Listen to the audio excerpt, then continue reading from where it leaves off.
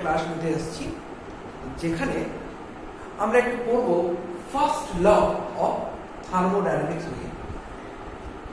কি আছে লতে সেটা একটু আমরা ডিটেলে আলোচনা করি এবং আমরা কেমন করে ফার্স্ট ল অফ থার্মোডাইনামিক্স বিভিন্ন থার্মোডাইনামিক প্রসেসের ক্ষেত্রে অ্যাপ্লাই করতে পারি সেটা দেখব।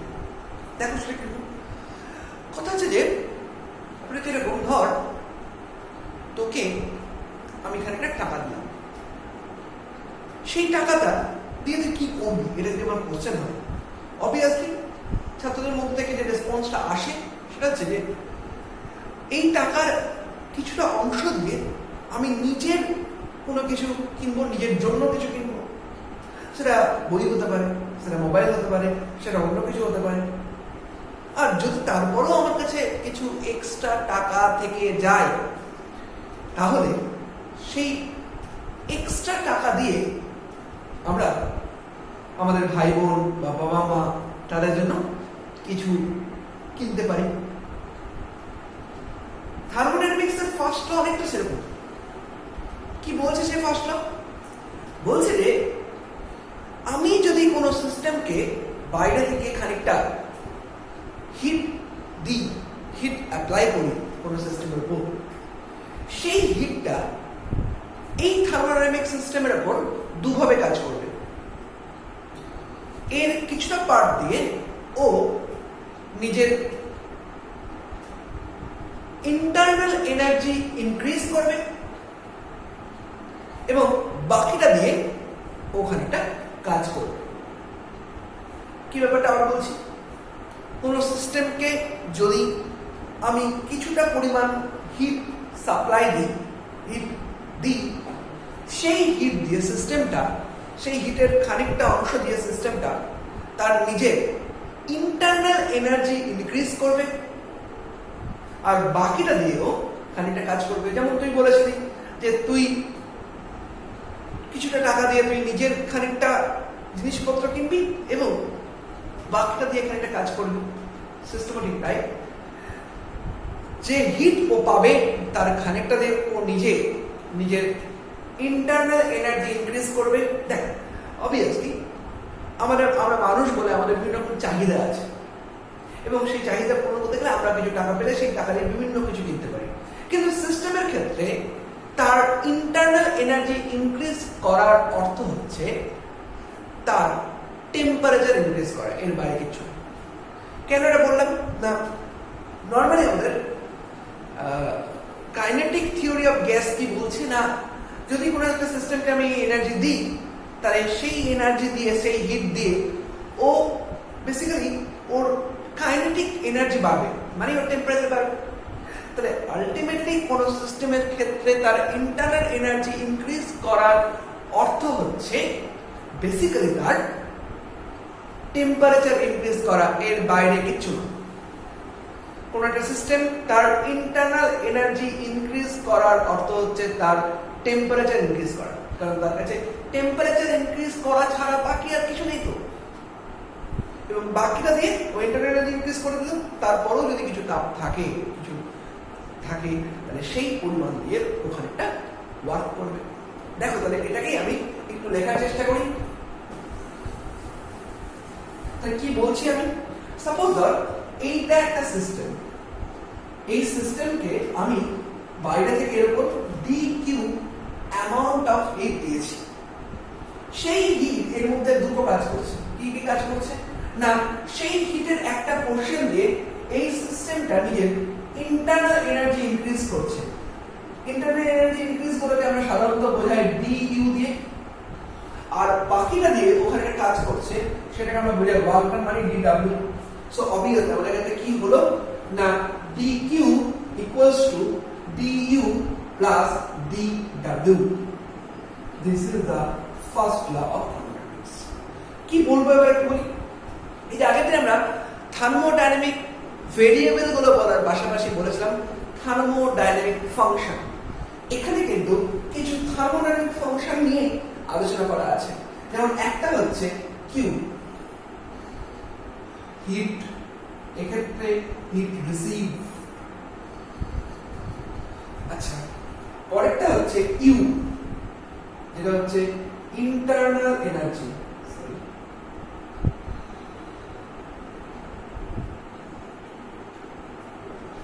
আর আরেকটা হচ্ছে W, সেটা হচ্ছে ওয়ার্ক ডান।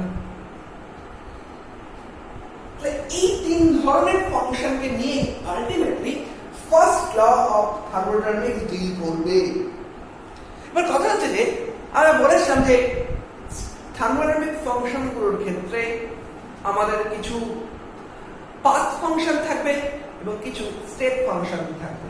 খুব অবভিয়াস আছে যে এই ক্ষেত্রে যে কিউ, ইউ এবং ডাব্লিউ হয়েছে, আমি প্রথম থেকে শুরু করি, সেটা যেটা আমাদের ইউ, ইউ মানে হচ্ছে ইন্টারনাল এনার্জি বোঝানো হয়, ডিইউ মানে হচ্ছে ইন্টারনাল এনার্জি চেঞ্জ বোঝানো হয়। ধর কোন একটা সিস্টেম এই পয়েন্ট থেকে, মানে কোন একটা সিস্টেম নাম্বার 1 স্টেট থেকে নাম্বার 2 স্টেটে গেছে।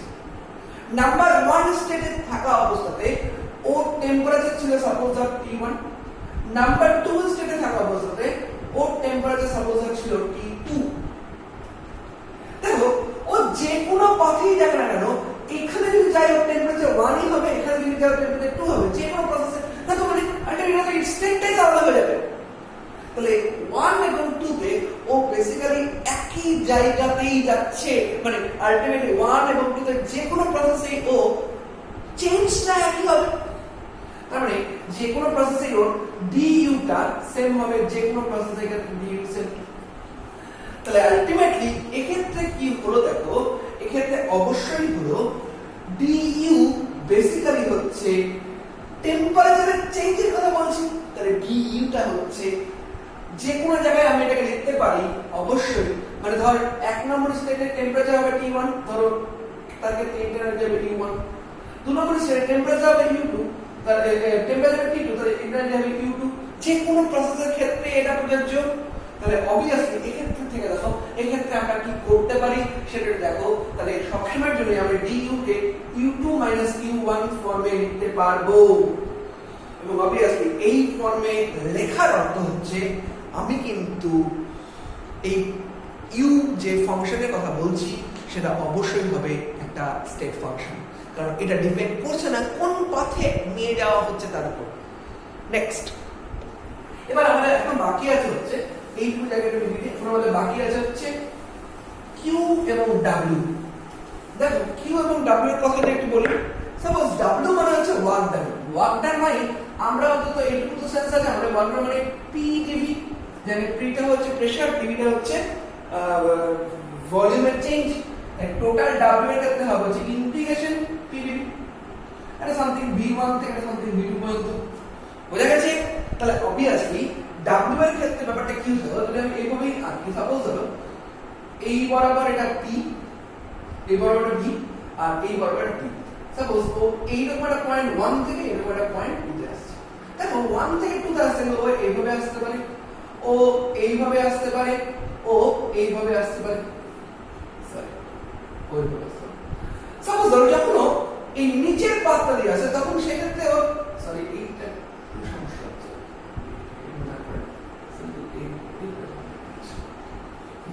যখন ও নিচের পাতটা দিয়ে আসছে তখন দেখো ওর ক্ষেত্রে ওয়ার্ক ডান হচ্ছে সিম্পল এইখান থেকে টিপে,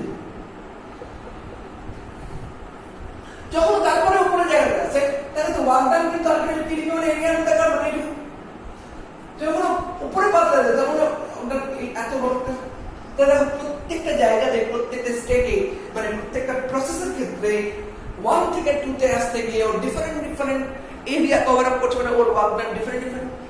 সো আমরা বলতেই পারি work done is path function. Work done কিন্তু অবশ্যই পাথ ফাংশন। আর আরেকটা বাকি আছে আমাদের কিউটা। এবার দেখো কিউ কিউ এর চেঞ্জ হচ্ছে du মানে internal energy change plus work ডানের চেঞ্জ। যদি দুটো চেঞ্জের একসাথে নিয়ে আলটিমেটলি কিউ এর চেঞ্জটা ডিনোট করে এবং তার মধ্যে যদি একটা স্টেট ফাংশন এবং আরেকটা পাথ ফাংশন হয়ে যায়, অবশ্যই টোটাল তো পাথের উপর ডিপেন্ড করবে। তাহলে অবশ্যই কিউ বা হিট রিসিভড এক্ষেত্রে অন্তত ইজ পাথ ফাংশন। এবার আমরা দেখবো ডিফারেন্ট পাথে ডিফারেন্ট প্রসেসের ক্ষেত্রে এই ফার্স্ট লা থার্মোডাইনামিক্স কিভাবে চেঞ্জ হয়। দেখো এবার প্রসেসগুলো পর আমরা মোটামুটি আমাদের টুকটাক আইডিয়া তো আছেই।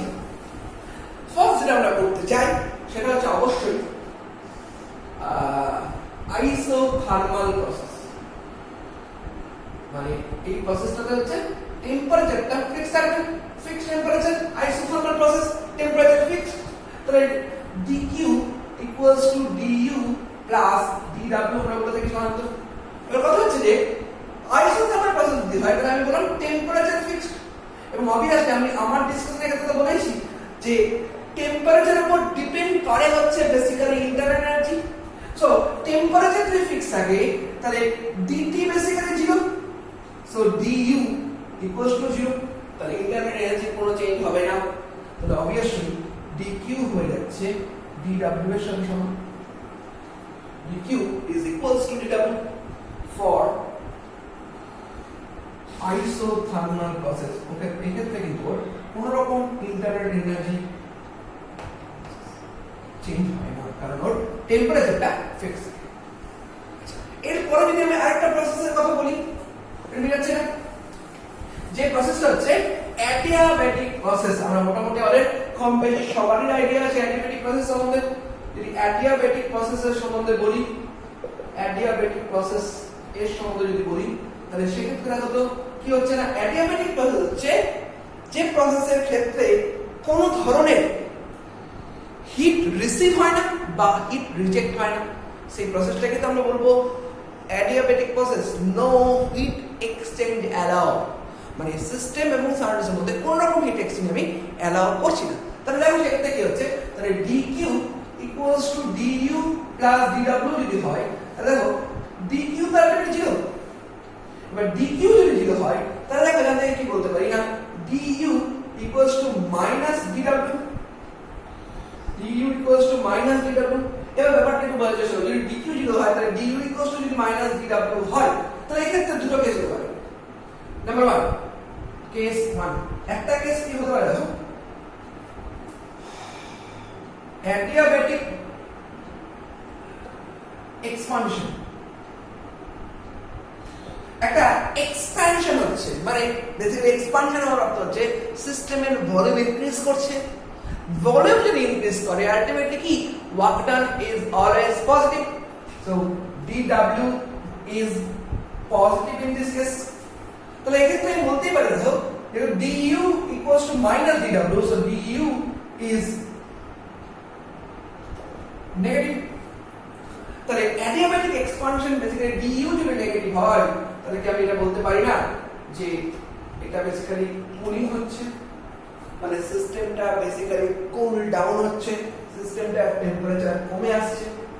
তাহলে অ্যাডিয়াব্যাটিক প্রসেসের ক্ষেত্রে যদি অ্যাডিয়াব্যাটিক এক্সপানশন হয় তাহলে অবশ্যই প্রসেসটা হবে কুলিং, মানে এই প্রসেসে টেম্পারেচার কমতে থাকবে।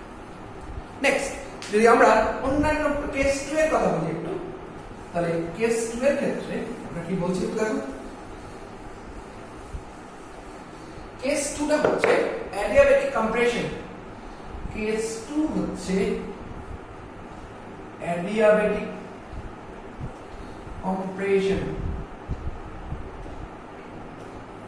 অ্যাডিয়াব্যাটিক কম্প্রেশনের ক্ষেত্রে কি হচ্ছে না dw is positive, so du is compression, মানে compression মানে ultimately volume কমে আসছে, so dw is negative, তাহলে du is positive, so it going to be adiabatic heating।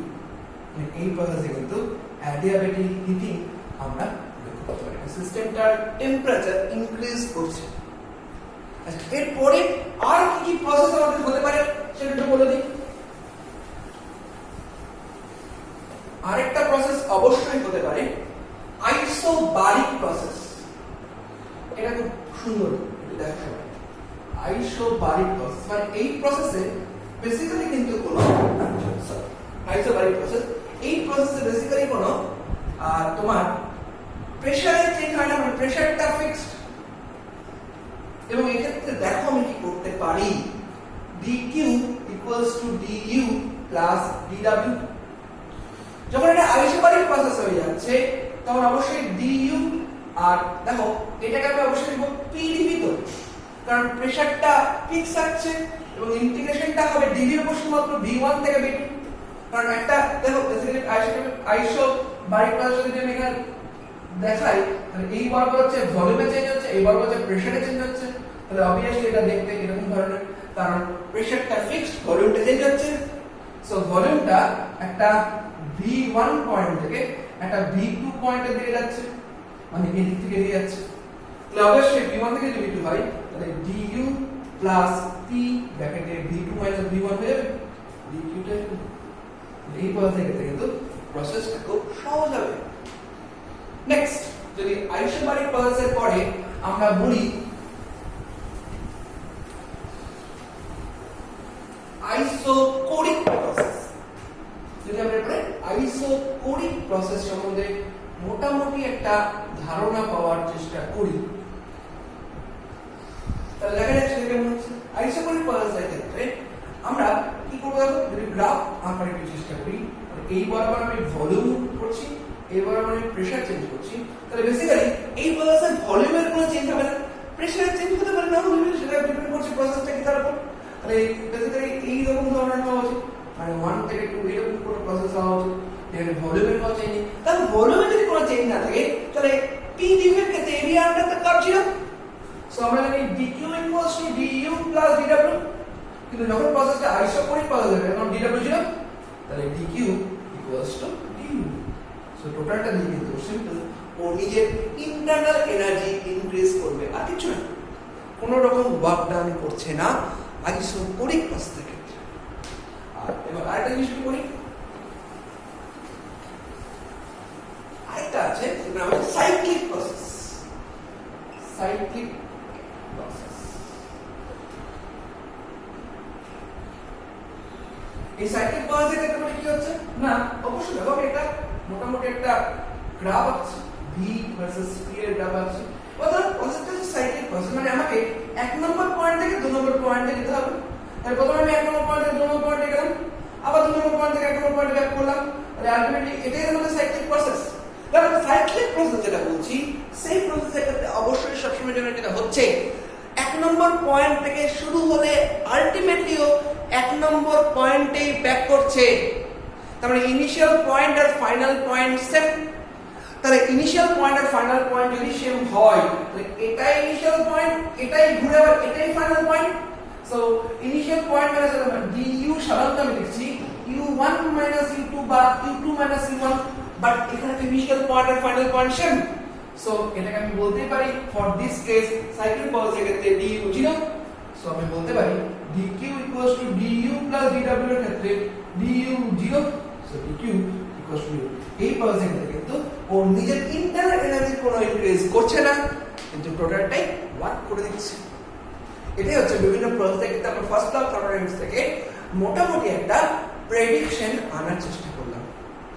এর পরের ক্লাসগুলোতে আমরা একটা প্রসেস ধরে ধরে, মানে আইসোথার্মাল প্রসেস, অ্যাডিয়াবেটিক প্রসেস, এই দুটো প্রসেস সম্বন্ধে ডিটেল অ্যানালিসিস করব।